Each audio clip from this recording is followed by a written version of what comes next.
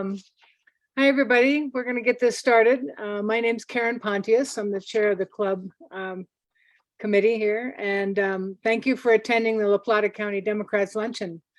The goal of the club is to bring together all Democrats, from the most conservative Dems to the most progressive, to celebrate our shared values, appreciate who we are, and to work together to put more Democrats in office. I'd like to mention our club lunch sponsor, Albrechtha and Albrechtha Law Firm. They've been supporting us for several years now. If you need legal help, please think about Albrechtha and Albrechtha. Our program today will feature candidate for Colorado Board of Education, Kathy Plomer, and Durango 9R school board member. She wears many hats, that's one of them. So 9R school board member, Katie Stewart, discussing challenges to our public educational system. Everyone is asked to stay muted unless, except for the speakers, myself and Gwen Unger, who's going to handle questions. If you want to submit a question during the lunch, please use the chat feature on Zoom. Please do not unmute yourself and speak. Send your questions to everyone in the chat window. If you're having trouble with internet connectivity, you may want to disable your video. Audio only works better on slow connections. The Zoom meeting is being recorded and will be available within a day or so for viewing on laplatadem's.org. You can choose speaker mode, typically in the upper right corner, which will bring up a larger video of the person speaking. I would like to encourage everyone to donate to the La Plata County Dems in this election year. Monthly donations are particularly appreciated, and you can set those up on ActBlue. Monthly donations make it easy for you to give to the party with relatively little pain. And we donate to a lot of candidates on your behalf, so thank you. This is our 8th club luncheon for 2022. We're working hard to bring some great programs for the rest of this year. We plan to have candidates speak for our October 4th program. So Clyde and Barbara, put that down on your calendars.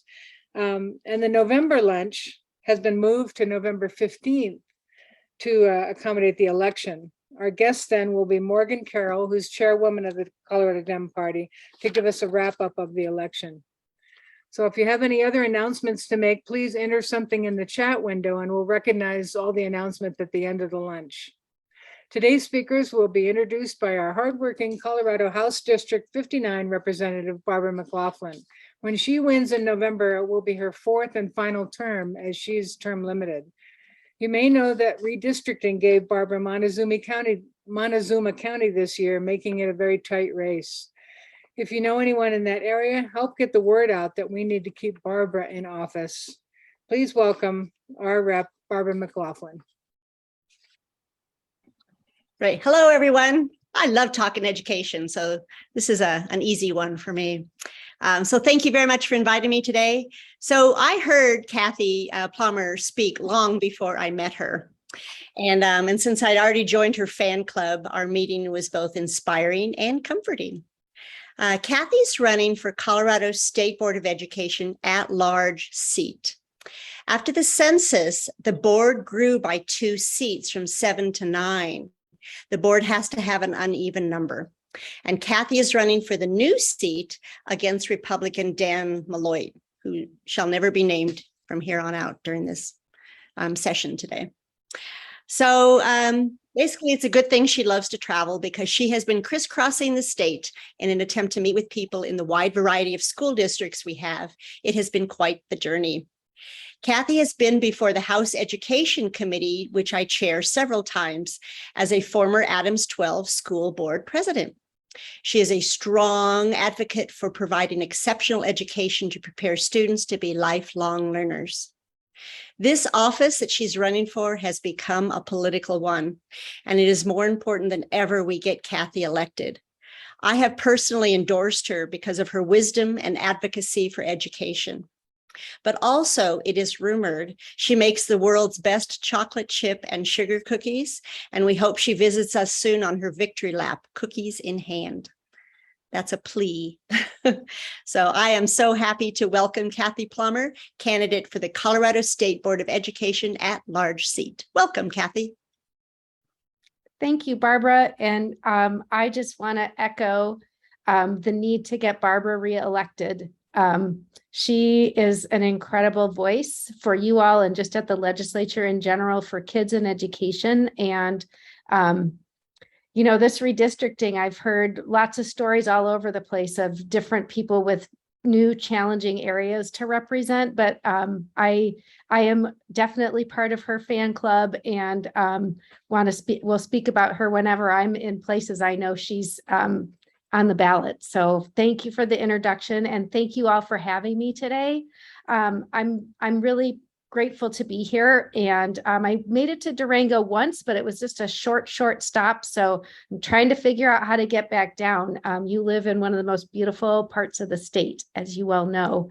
I'm going to start my remarks kind of giving you an overview. And do I have a time limit? I don't plan to talk like ad nauseum, but I do just want to give you some background about the whole race because it's pretty interesting. I would say 15, 20 minutes. I mean, we have till 1:30. So. Oh, easy. I don't like to talk that long. I love the discussion piece, but I might take a little extra to kind of give you the more detailed lay of the land.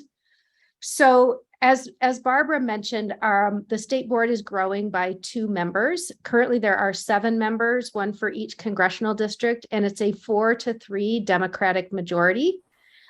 So 2 incumbents are up for re-election. Steve Durham, who is in CD5, which is El Paso County, is running again. He's a Republican.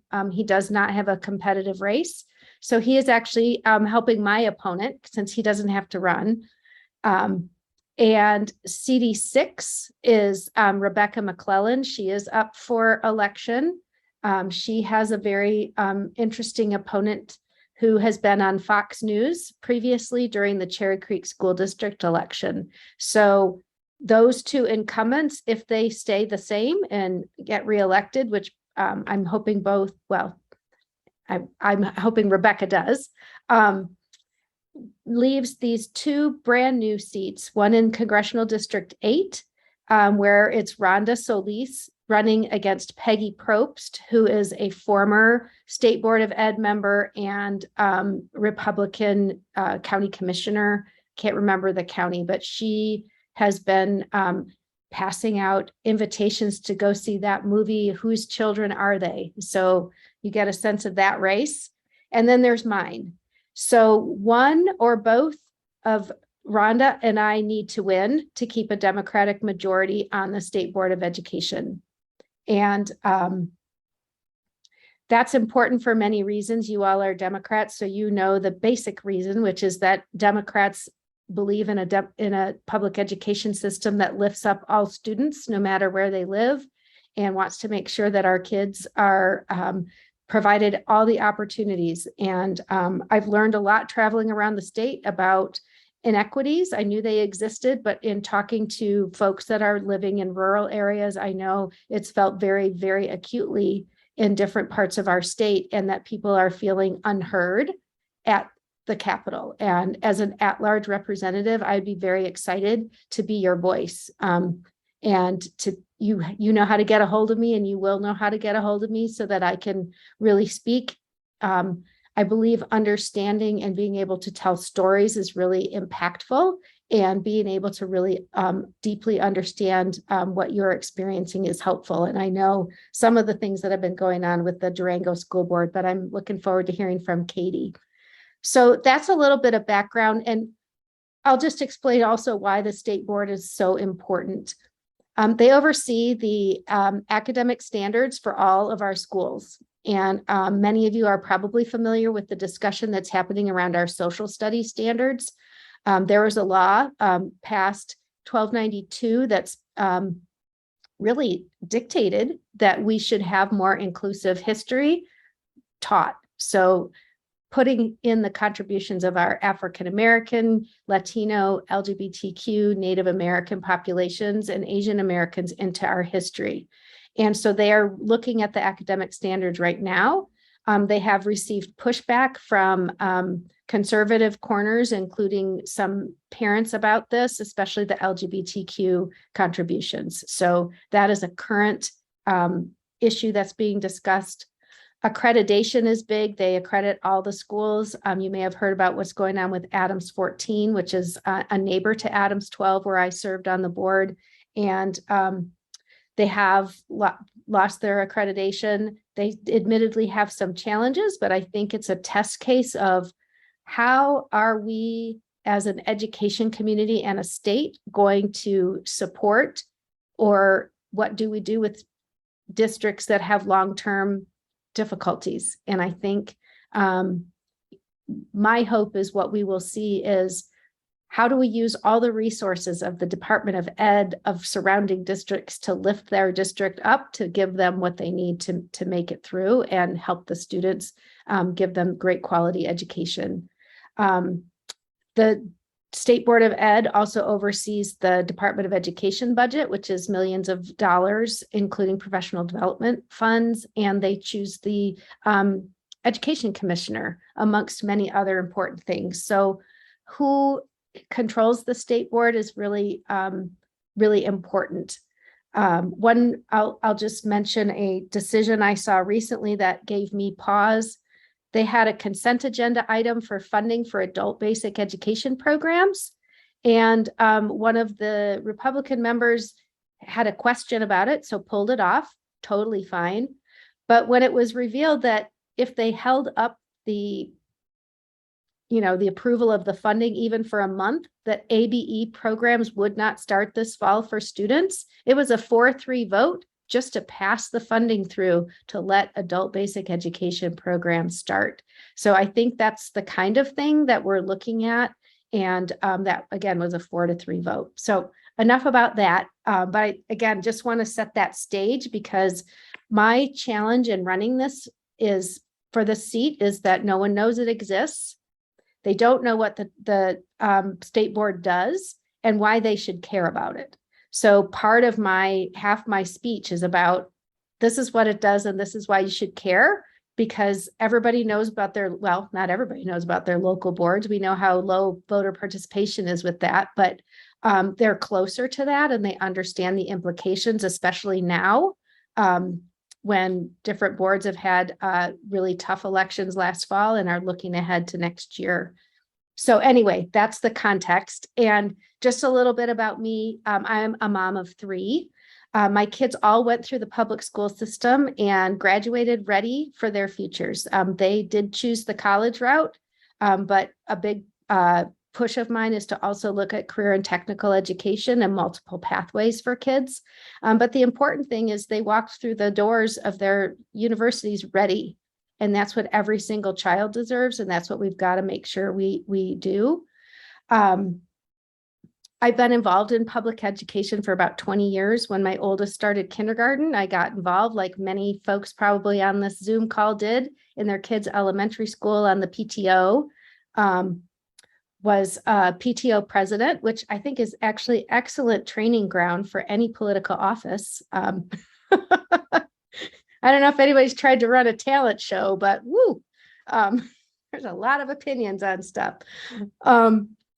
And got involved and kind of saw, well, the classrooms don't have the resources they need. What's going on? So I thought, silly back then, that, oh, you just tell the district. I'm sure there's money at the district level. So found out through my involvement in the District Accountability Committee how budgets work, how state funding works in our state, which is woefully inadequate, and that more needed to be done. So I stayed involved at the district level, and then in 2013 ran for the Board of Education in Adams 12.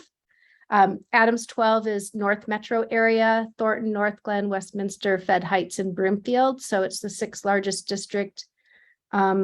I was president for 6 years. It's a very diverse district. We have some schools with 5 to 10% free reduced lunch kids, some with 80 to 90%. So what I'm excited about doing is bringing the knowledge of serving on that local level with really diverse schools up to the state board, because I think one thing that can happen is, if you haven't had connections with the schools on a local level, you can think what you're doing makes sense, but when it trickles down, it can have unintended consequences. And I want to make sure that our local districts have the most freedom to operate that they can. I'm focused on, again, I've said it many times, academic excellence across the state for all kids. Respecting and supporting teachers. We have a major teacher shortage, and we need to figure out how to make sure our teachers that we have feel supported and want to keep teaching. And then we've got to figure out how to encourage more people to go into teaching. And how do we do that? How do we make sure our teachers have a livable wage? They can live where they teach. And there's a lot we need to do there. And also want to take back the narrative about accountability and transparency of our schools. There's a narrative out there that somehow schools are not being transparent about what's being taught, that there's some indoctrination scheme on the part of public ed, and that's just plain false. It's being spread very intentionally by outside groups, and we need to let them know what's going on in our schools, which isn't always perfect, of course, but is about meeting kids where they're at, about welcoming students and making every student feel a part of their school and providing them with the best education that we can. So I will stop there and take any questions, or we can just start a whole discussion on education, however the chair wants to do this. Do you want to introduce Katie and have her add to this, or is that a separate discussion later? Are you going to talk about assent? I think if you'd like, I can go into my spiel and then we can have a general discussion and take questions. Might be easier because I'm sure we'll get similar questions. I bet. Great. Thank you. Barbara's going to introduce you, Katie. Thanks. And I really would like to hear about the assent from both sides. I think it's going to be a good conversation. So thank you. Well, Katie Stewart's thing is education. She is currently a member of the Durango 9R School Board. She'll be up for re-election in 2023. She was appointed to this job. A lot of people didn't like that, even though they forgot to sign up to run. She was the only one who signed up and got selected, and then they were pissed off. So doesn't take much to get people angry, apparently. So she is the mother of 5 children, which kind of makes my heart beat fast. But that in itself explains why she is an advocate of a good education. They made her interested in the what ifs of education. Her daughter was born with selective mutism, and her 10-year-old has bilateral sensorineural hearing loss. I don't know if I pronounced that right, Katie. Both required working with specialists to access the tools they need for success, which is not easy in rural Colorado. She was a member of the Durango Education Foundation, which is where I first met her. She was president of the Park Parent Teacher Association and has worked with Big Brothers Big Sisters in Southwest Colorado. Katie has deep Durango roots. Her family has been here since 1906. Her grandmother taught at Durango High, and her mother taught at Fort Lewis after retiring from software engineering. Katie's focus on education is equity, making sure every student has every opportunity, relationships to ensure everyone has a voice, and teacher pay because, well, it's just too low. Education is the answer to everything, she says. Katie Stewart's thing is education, and we are the luckier for it. And I'd like to introduce you to Katie now. Hi, Katie. Thank you, Barbara, for that very warm welcome. You always say very nice things. I don't know if I deserve them, but and I will reiterate that we certainly need Barbara to be reelected this year as our representative. It's extremely important, and if anyone can attest to how important the State Board of Education is, it's myself and the rest of the Durango 9R School Board, because we've been directly impacted by a decision that they made recently. So please support Kathy and tell everyone you know to support Kathy and Barbara. Getting Democrats elected up and down the ticket is very important for all of us, and we definitely have seen that. So I was going to start today because, and this is not as fun as Kathy's, but as far as education funding goes, it's come to my attention over the last year how Most people don't understand the stranglehold that Tabor has on education funding. Even we just had a joint meeting with City Council last week, and we're like, do you know what the BS factor is? And it's really funny that we call it that, because it really is, it's bullshit. The BS factor is bullshit, and it's the budget stabilization factor, which was enacted after Tabor to basically, it's an interest-free loan that they take from education to supplement the rest of the budget. So a little history is back in the 1970s, Colorado had a really large property tax increase, which of course was great for our schools, but it was quite a burden on, middle-class families. So in 1982, along came the Gallagher Amendment, trying to offer relief for residential homeowners, but it put more of a burden on business owners supplementing school funding through property taxes.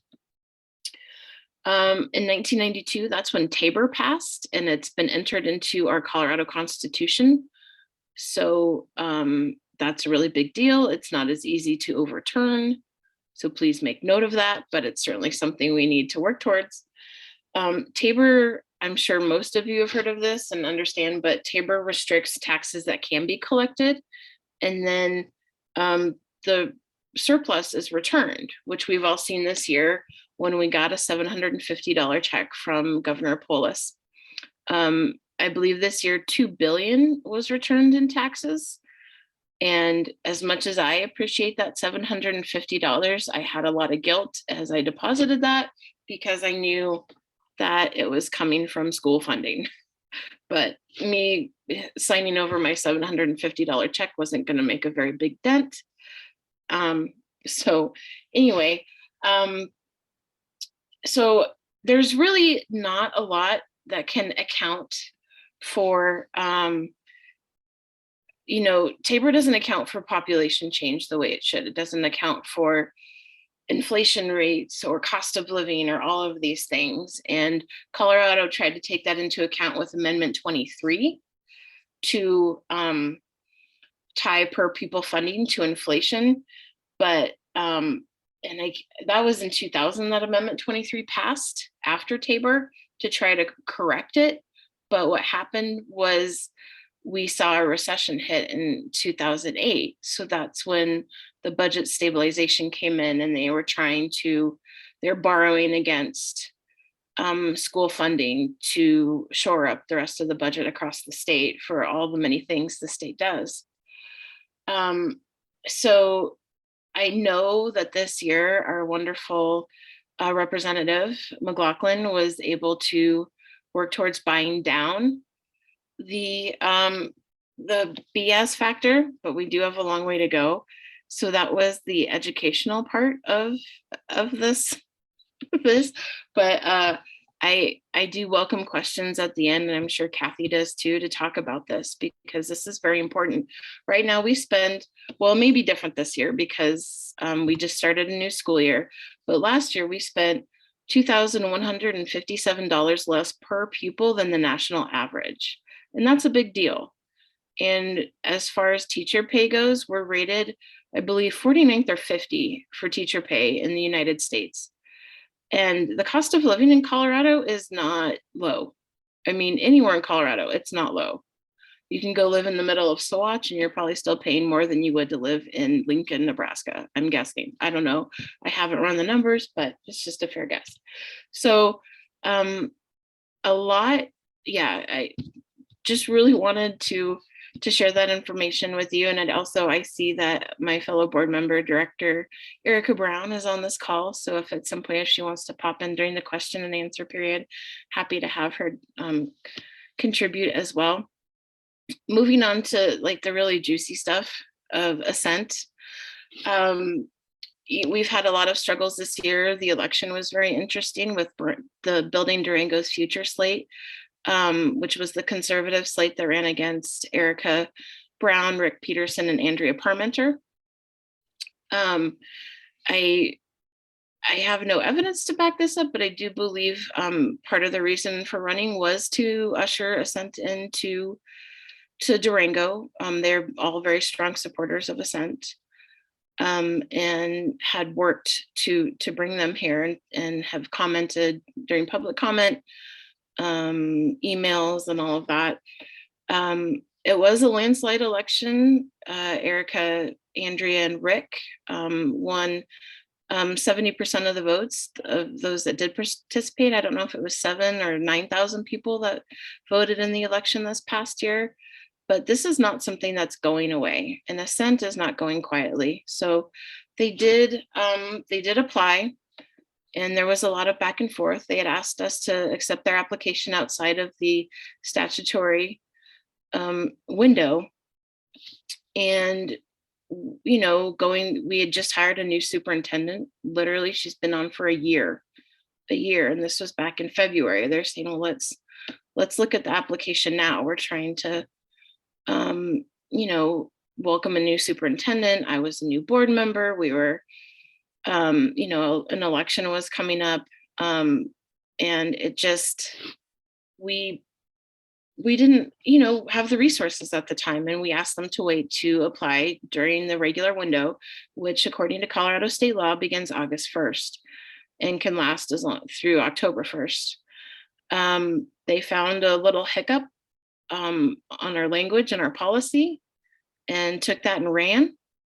And we had so they just sent in their application, and we had asked our lawyer for advice, and he said, well, we need to go to court and find out what the actual deadline is. It wasn't that we were suing Ascent, we just wanted to know what the deadline was, or when we needed to review it. The State Board of Education intervened and sided with Ascent, saying it was in the best interest of children for us to review their application outside of the timeline, and then gave us 30 days to do so, which is extremely unusual. And a charter application is usually probably at least 500 pages. So, and there's rules that you have to abide by.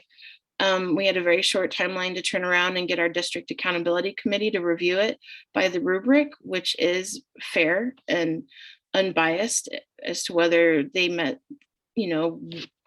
the rubric guidelines. Did they meet, and they didn't. They only met, I believe, about 25% of what was necessary to open a school in our district. So with the advice of the District Accountability Committee and our executive team, we denied their application on June 13th. They have appealed our denial, and our denial has 14 points and is actually 10 pages long. If anyone's interested, I can send that on to you. So they had a month to appeal, and on the very last day, they appealed it. But at the same time, they have submitted another application, during the actual window of August 1st under a different name. So now they've applied twice within a very short time period. The Ascent is tied to Hillsdale College, which is a conservative Christian college it's either Michigan or Minnesota. Pretty sure it's Michigan. They have what is called the Barney Charter School Initiative, which is their it's their answer to public education, which is publicly funded religious schools. I know this is being recorded. I'm not going to mince words. They believe in the good man and the good woman. They do not believe in anything in between. They don't believe in women in leadership. I would firmly state that I don't think they believe women have much value. So there's a lot going on there. Hillsdale College is also tied to Betsy DeVos. So the Board of Education sincerely believes that diversity, equity, and inclusion is one of the most important things that we can do for our students in the district. We do have larger populations of Native Americans, Hispanic, Latino families.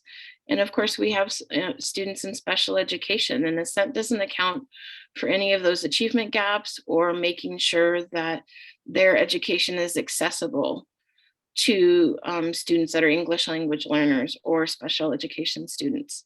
So, you know, until they make those changes, it's very important that we stick with our values in Durango 9R and not allow them to come in and take funding, much needed funding from our students. I think that about covers the, I could go on forever about Ascent, and I'm sure Kathy could too. This, I will say, this is not an anomaly. Well, Durango 9R seems to be a bit of an anomaly. They are, they're coming pretty hard at Durango 9R. The one time they have been denied and the denial was upheld was in Boulder Valley School District, and they have not attempted to go back into Boulder Valley, but they do not seem to take our denial lightly and will continue. So their narrative is something they spin across the state, and it's a false narrative to fit what they want. It is not the truth. So this is what we're encountering, and we certainly need community support because there is a lot of outrage around our diversity, equity, and inclusion. And there's also a lot. We did a training, a mandatory training recently for all district staff, and the following board meeting, the only public participation comment was around that training and how inappropriate this community member felt it was. So there is pushback from a small but vocal group of people that are very disheartened by the board's work to make sure we are welcoming all students and helping them achieve their dreams and their goals. So with that, I will turn it back over to Karen and Gwen and welcome the questions. May I add a little something to the Ascent discussion? Please. So, on the board in Adams 12, we also had an application from Ascent Classical Academy, and their request to us, along with 3 other districts, was to waive our exclusive chartering authority and allow them to go straight to the Charter School Institute. What we and all of the districts said was, you know, we think it's important for districts to be able to look at their menu of choices and options. We do offer choice options. We have magnet schools, we have traditional schools, we have charter schools. And if you're going to locate in our district, it's important for us to know that A, there's the community support, and B, is this the type of school that would be a great fit for us? And we did a full, we denied the exclusive chartering waiving because we said, you know, you need to come through to us. We do a really thorough job. And I appreciate your comments, Katie, about how long it takes to get your DAC together. And this again is one of those examples of what I think I could bring to the board, because I do understand that, because we put in 40 to 50 hours. Our DAC people work their tails off. And for people who don't know what a district accountability committee is, it's a committee of community and parent volunteers along with staff that is active in their community. So we do a DAC review and we do a staff review plus the board review. So there's 3 groups that are looking at that application and trying to suss out kind of what their proposal is, you know, what they're looking for, what they would offer to the district. Now the thing, so we ended up denying their application for many reasons, but one was, and Katie, you mentioned this, it's, do you have the actual community interest to open a school? They asked one question on Facebook that said, would you be interested in a classical education being offered in the North Metro area? Well, they had 1,200 people that said yes. Well, we don't know if those 1,200 people actually have kids. We don't know where they live. We don't know anything about, you know, that's not a true reporting of actual interest in a school. But yet that's what, and when we tried to get information and say, can you tell us more? What do you know, tell us more, you know, are they in Adams 12? Are they our parents? Are, you know, what, they wouldn't provide it, and they didn't have it. So there were a number of red flags, but they are expanding everywhere. I appreciated the Washington Post article that you all sent. I don't know if everybody read it. That's what they want to do, is they want to be everywhere. And so they've applied in a number of areas, and it's with the way the current standard of review is, the standard is best interest of students, parents, and the community. So that is what the state board uses, but it depends on, there's some members that feel like any choice is always in the best interest, so they'll vote that way. And there's other folks that have a more nuanced view. But anyway, it's hard when you're looking at a school like this that to know where you stand. So again, that state board is it's important. And with that decision about them sending it back to you, again, if someone had been on the board that said, this is what's required of that district to do this off cycle, there could have been a different result. I don't know. Yeah, and while we respect the State Board of Education's decision, it was a very hard ask of our district accountability committee and our school board. It upended a lot of plans. I know a lot of our board, takes the latter part of June off, or they travel. And so it was a very, very, well, it was hard. So, yeah, like I said, I could speak about Ascent all day, but they did ask us to release them to CSI, and we said, no, the community wants to have a say. So we didn't release their chartering authority. So the same thing. And then we had to pull off the entire application review in 30 days, including getting input from the community. So we did a community forum at Durango High School, and I think we had about 80 people sign up, but only about 70 came to speak. And I think around 30 were in favor of Ascent.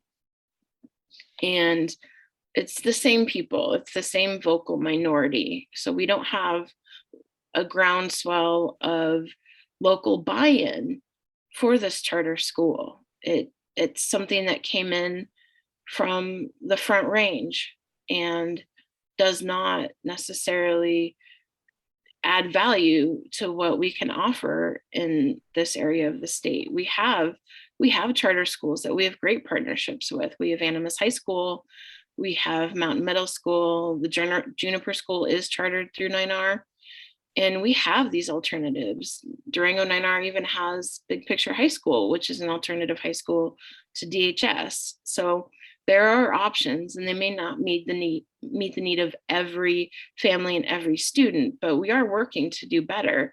I just, at this point, as an individual board member, I don't know that Ascent is what we need to do better. It's not changing our education here in Durango for the better.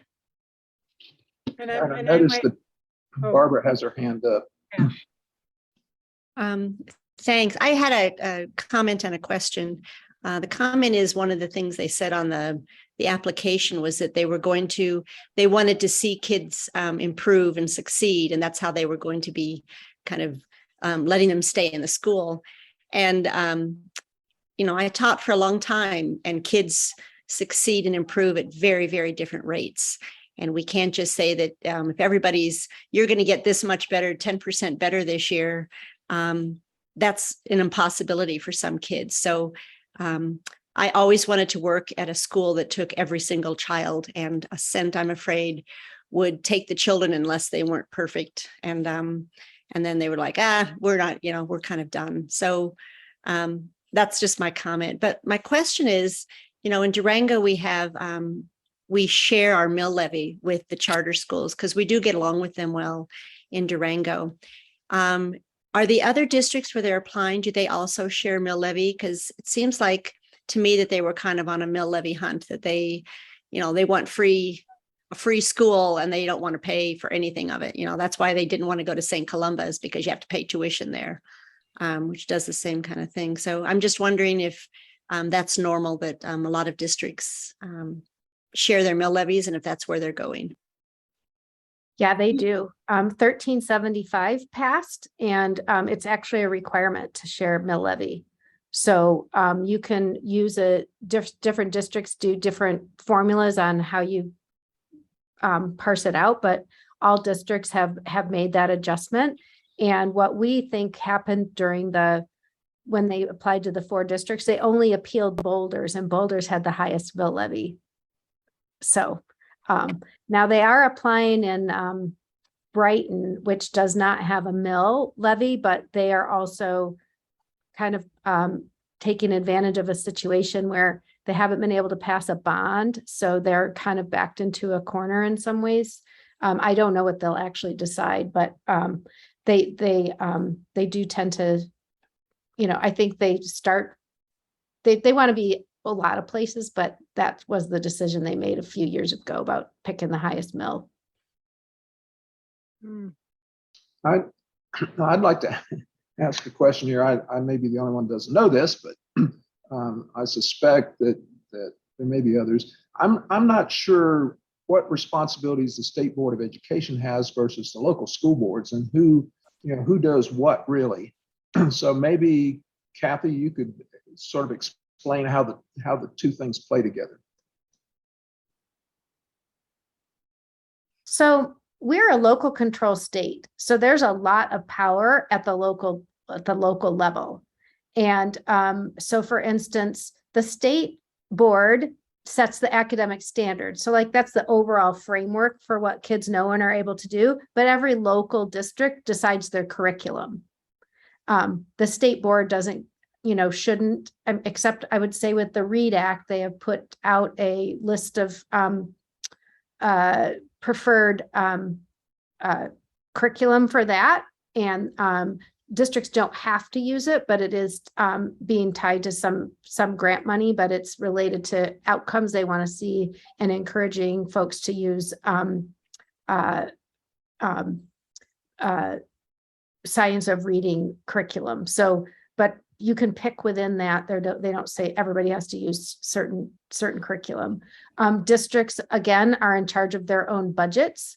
So the state legislature sets the funding formula, but local districts have the power to decide how to spend that money between them. Local districts decide on charter schools, but the state board acts in a quasi-judicial manner in the case of charter appeals. So most of the things don't bump up to the state board, but when things do, you are supposed to act in a like a judge in hear both sides and then make a decision. So that's kind of their involvement in charter schools. The Charter School Institute is set up as the state chartering authority. So they kind of hear their own things. If there's a dispute with a CSI school, that could also get bumped to the state board, but they're typically, I haven't seen too many of that. But any other areas where you're wondering about the line? I don't know if I addressed everything. I think that that covers most of it. What about funding? I mean, how much of the funding for schools is coming from the state versus local? That depends on your local situation.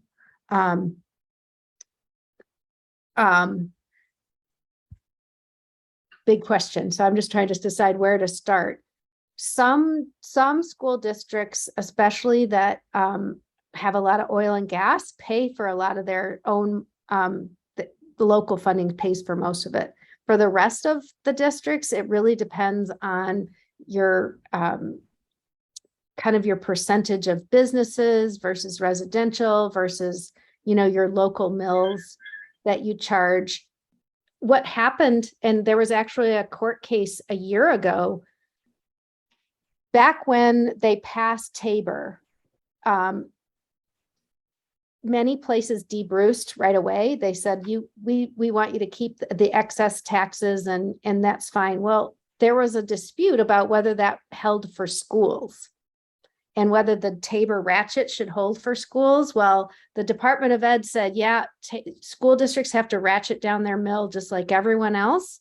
And so lots of local school districts started ratcheting down what they charged as their standard mill. So some districts only pay like 14 mills and the state backfills everything else. Some districts like Adams 12 pay 27 and the state backfills.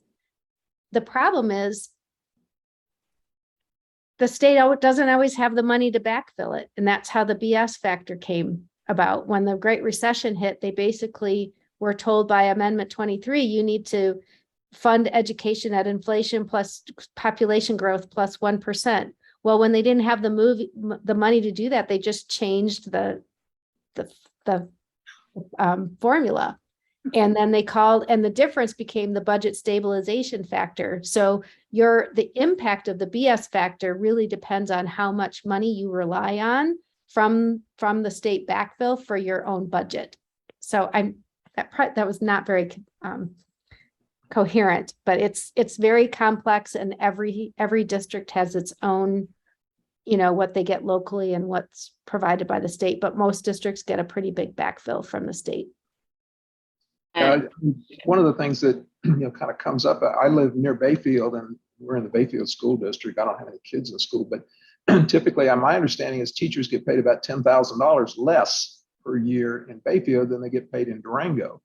And so obviously that means Durango's cycling off teachers, some of the best teachers from time to time. And I wasn't sure how, particularly on the teacher pay side of this whole thing, I assume that must mean that the local school district is not able to keep the salaries up where I think they should be.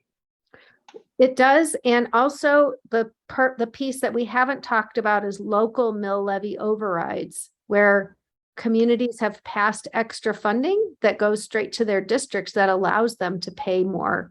And that's usually where you get the better pay, is when you're in a community that can pass a mill levy override.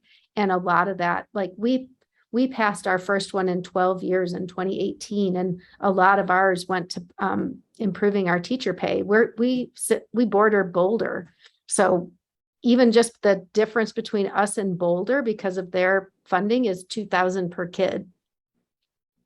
So it does matter, and it usually does come down to who can pass extra funding to get that bump up for teacher pay. And, the funding formula does take into account cost of living, but not nearly enough.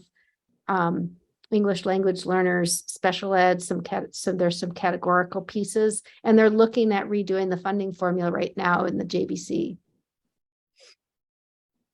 I'm seeing a lot of comments in the chat, but not a lot of questions. So I would suggest that perhaps people want to kind of look at the chat. There's some discussion of Tabor, which is probably, trying to get rid of Tabor is probably outside what we should be discussing here today. But and I'll also try to send out, when I send out the link for the recording, I'll include the chat so that you can read that later if you want. I know Karen has her hand up, but I always like to scare people with this number. I do want you to know that the budget stabilization factor, so what the state of Colorado has borrowed against education across the state in the 184 districts, is $10 billion since 2009. So in Durango 9R alone, we're owed $60 million over the last 13 years, for perspective, which very much impacts the quality of staff that we can attract and retain. And honestly, our infrastructure has taken a big hit too, which is, we are lucky that we have such a generous community that passed that bond in 2020. We've been able to do some amazing work, but of course COVID hit, and then the cost of building went up astronomically. So our dollars are going a lot less further than we had hoped when we went to the community in 2020. So, when education takes a hit, we all do. So, but I'll turn it over to you and Karen, Gwen. I put in the chat higher up there. Do you need more supporters at the 9R school board meetings to offset the many that will show up to disrupt the meeting. Those are the Ascent Classical Academy supporters want to kind of harass our school board. And if you can give the schedule of meetings and invite people to come and speak and talk about the speaking. Yeah, I mean, we always love to have support. It's been a pretty quiet start to the year. As I said, at our last business meeting, we only had one public participant. I will make a note to send a schedule out to the entire La Plata Dems Executive Committee. So our work sessions, we don't take public comment. That's on the second Tuesday. On the fourth Tuesday of the month, our business meetings, we do take public comment. And you do have to sign up in advance, at least 24 hours in advance. But I will send out that schedule, and we're always happy to see your faces there. Okay. And One, then, one other thing we might ask, Kathy, from your election point of view, what do you need most from us? Thank you for that question. And I will just add on the Ascent issue. My opponent recently had a fundraiser that was hosted by Derek Schuler. He's one of the executive directors of Ascent, and Brad Miller, who's been working with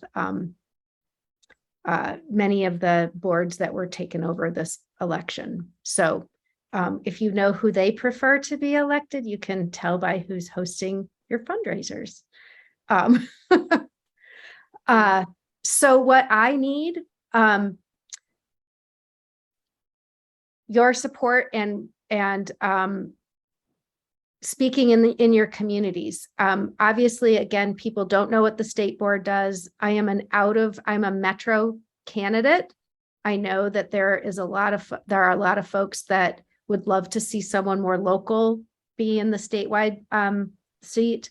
Again, letting people know I do intend to represent the state, and just sharing my information. I'm going to put all the information on how to connect with my campaign. I am raising funds. It's expensive to run a statewide race. I'm very bummed that I don't have very many yard signs, but I have lots of people wanting yard signs, and people who have run a campaign knows those are expensive. So I didn't invest in a lot, but I did invest in some so that people can see my presence at the campaign offices, maybe a few around that's the area. But we'll be working on postcards. We're doing a lot digitally. We've got and walking. There will be my literature. I'm sending some down. I think the Colorado Democrats are going to be there the 17th. I'm sending yard signs and literature with them. So people to walk my lit places would be hugely helpful. And again, just that Facebook presence, liking my stuff, sharing it. If there's any forums that you're having, like this one that's virtual, that's great. Or if you're having something and you can give me some notice, I love traveling. So I would be glad to try and make it if I can. So just all the general stuff. Okay, Karen, I don't see any more questions. Again, there's people, asking for volunteers. yeah. Contact Kirby if you're willing to volunteer. There's lots of different things that you can do. And of course, it wouldn't hurt to donate some money to Kathy's campaign, because that's always a big part of these things. You can't, it's like you said, running a statewide campaign is extremely expensive. Yeah. I think Mary Dodd has a hand up. Yeah, so I just wanted to say that I have been campaigning when I canvassed for Barbara, because part of it is I just name recognition here in Montezuma County. So I have been campaigning for you, Kathy, as well. And so I think the literature will be really helpful, having some lit. So we look forward to getting that. Yeah, I'm glad to provide that. And it'll be in Durango. Is it easier? Like, should I mail you some so that you don't have to? Okay. No, because the statewide democracy tour is here in Montezuma County. It'll be in Mancos. And so that we'll get that there. And also I come over to Durango often enough to see all my good friends with the La Plata Dems and the coordinated campaign. So I wanted to add something about the Tabor conversation, which isn't this, but if you want to get the stuff in the chat and digest it, like Gwen said, he'll be saving the chat. And Kirby, I think my husband Kirby is here. If you want to volunteer for the Dems, here he is. And I put his contact information in there. So we definitely need people to sign up for all the different jobs there are. There are small jobs and then big jobs, and then there's walking neighborhoods, and then there'll be text programs and calling programs that you can do from home. But at some point we got on a mailing list for Republicans, and this is from Americans for Prosperity. I don't know if anybody got this. It's a funky little brochure, and it's all for kids, you know, and it's all about Tabor. And gee whiz, the main message is you got a tax refund, isn't that great? And no mention of any of the negativity that Tabor brings to our education system. So it's quite interesting that they want people to be very, very happy they got that tax refund and not to think about who you're taking money from, as Katie so eloquently described, that, you know, our money, we got our money back and we're going to be donating to the candidates. So yeah, Barbara says in the chat, what if everyone gave their 700 to schools? That would be lovely. I mean, it would be wonderful. I think if we gave it direct to 9R, I don't know if that would have the effect, but what do you think, Katie? You know, I really don't know how monetary gifts to public school districts work. I know 9R has a great partnership with Durango Education Foundation. They're a 501c3 that exclusively supports the gaps where, you know, 9R just does not have the funds. So let me find out. And Barbara might be able to answer that question better than myself. She asked it. I know, but Damn, caught. I think giving it to the schools, it would, but if everybody in the state put it into the state education fund, we could do a whole bunch of stuff with that money, giving out to people who need it. So, you know, giving a little $700 check to a school is nice, and they'll buy school supplies with it, but we're never going to raise teacher salaries with that stuff. So if you do have extra money and want to give it to Durango Education Foundation, they do fill in the gaps, like Katie said, and they're a really great organization that helps teachers, helps students. So one of that was tongue in cheek and the other is not. How's that? Yeah. The nice thing, I mean, unfortunately, Initiative 63 didn't make the ballot. That would have kept some of the refund aside and earmarked it for education and teacher salaries in particular, but they did not get the signatures to get on the ballot. And one thing just to keep in mind, and I know Katie knows this very well, is the only thing that helps teachers' salary is ongoing money. You know we don't do our budget based on the refund we might get. So it's really important that we keep all advocating at the state level to buy down the rest of that budget stabilization factor and look at permanently increasing money that districts can count on to budget for their teachers. So that's the hard thing, especially with like even all the COVID money. People are like, oh, you're going to be able to do all this stuff. And it's like, well, some districts did go and make some decisions and added some staff, and then they're going to have to let them go when the money's gone. Some districts said, we're not going to do that because we can't sustain it. So they tried to invest in other things that are one-time expenditures. But again, it's that long-term planning that districts need to do and that staff rely on to make sure they can continue to work in a district and the district can pay them what their wages. Our budget in Adams 12 was 91% staff and benefits. So every school district's budget is highly staff heavy, which it should be, right? Who's in front of our kids is probably the most important decision and the most important thing we spend money on, but it makes Yeah. it tough. Yeah, we here in Durango 9R, 83% of our budget goes to staff. Our financial accountability committee likes us to keep it under 80%.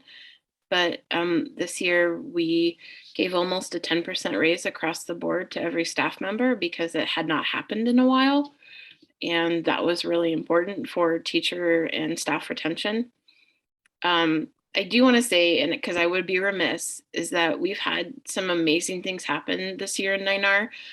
We have closed the achievement gap, and we brought up our ELA scores. I can't remember the exact number, but we're basically 9R for ELA and math is in the top 20% of school districts across the state out of 184 school districts. And that's under the direction of our new superintendent, Dr. Karen Chesser.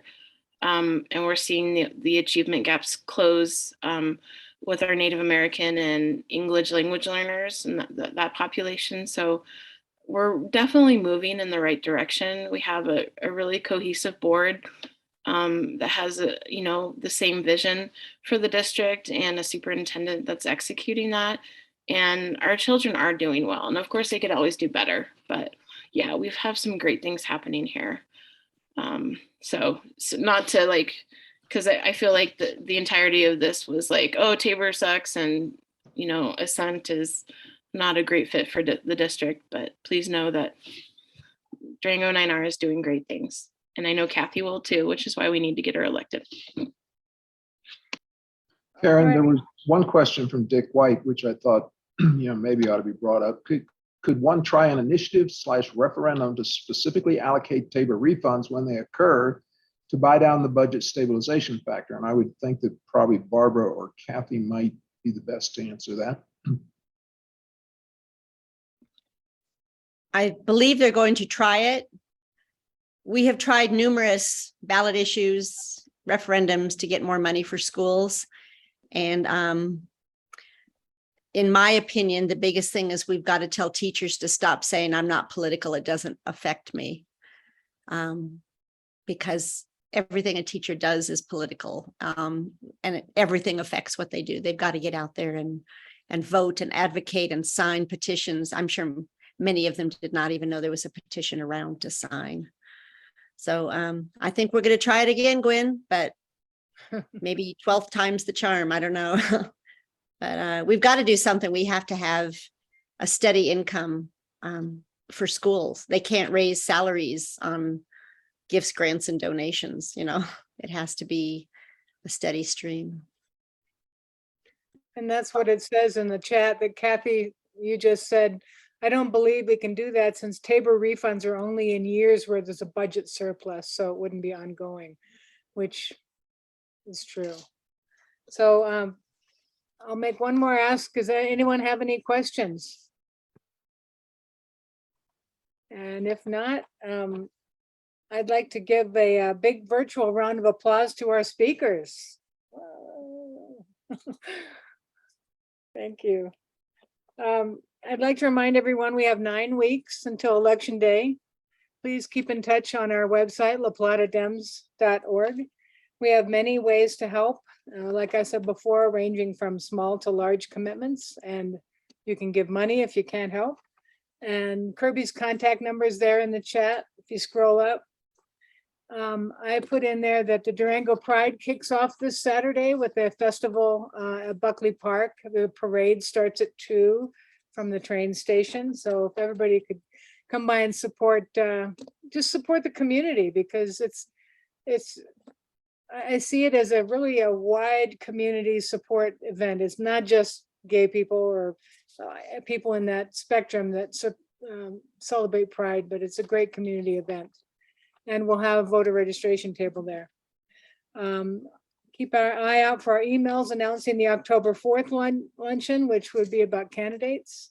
And thank you all for attending. Thank you all. It was great to meet you and talk with you. I'll put my email in the chat too. I meant to include that too. Yeah, thank you, everyone. Wait a minute, one more thing. Club 20, Barbara, it's this Saturday is the debate, right? between Adam Frisch and Lauren Boebert at Club 20. And you have to buy a ticket. Barbara will be there. If you could let us know, Barbara, is there any way they're live streaming it and on what platform you could give to the Dems, and then we can just, get it out there? Sure, I'll find that out. I know they are going to be doing some live recording of it. Good news is everybody wants to go to the night ones. I just have to show up and I have to debate Shelley Shaw, but nobody really cares unless I'm not there. So, there's nobody from my district that goes there. Shelley's getting her friends to go, but she has to have some really good friends to drive all the way to Grand Junction for a 30-minute debate and then drive home. I'm not even asking friends to do that. Well, you'll be. But yes, I will let her know. I will let you know. All right. Well, thank you all. Okay. Thank you, everyone. Thanks.